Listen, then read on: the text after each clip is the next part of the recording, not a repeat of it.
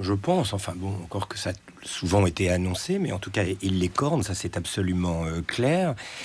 Et pour revenir sur ce point, est-il isolationniste ou est-il égoïste? Un égoïste, normalement, on attend de lui qu'il ait une conscience claire de ses intérêts, de l'objectif à atteindre pour y parvenir. J'ai l'impression que ça n'est pas du tout le cas de Trump, qui de ce point de vue-là est en pleine confusion et qui entraîne l'Amérique dans sa confusion. Si on essaie de résumer les choses très simplement sur ce que fait Trump et ce qui serait, on va dire entre guillemets, bon pour l'Amérique, du point de vue de l'Amérique, en incluant dans l'Amérique, évidemment, l'extraordinaire diversité de situations qui font ce pays, comme un très grand nombre d'autres pays.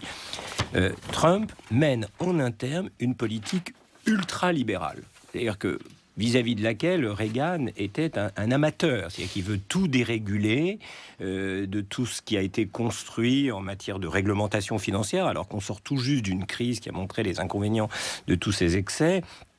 Et s'il pouvait annuler le salaire minimum, enfin, faire toutes les choses que l'Amérique a progressivement instituées en son propre sein pour lutter contre cette extraordinaire explosion d'inégalités qui détruit ce pays de l'intérieur depuis 20 ou 30 ans, s'il pouvait les enlever, il le ferait.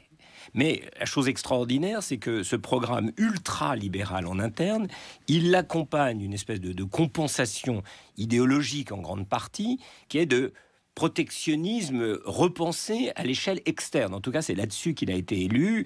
Des murs avec les Mexicains, des barrières douanières avec le commerce, comme si, en quelque sorte, le mal venait de l'extérieur et que si on mettait des bonnes frontières tout autour, l'Amérique pourrait revenir à l'idéal des pionniers sans aucune régulation interne pour aller vers son terme.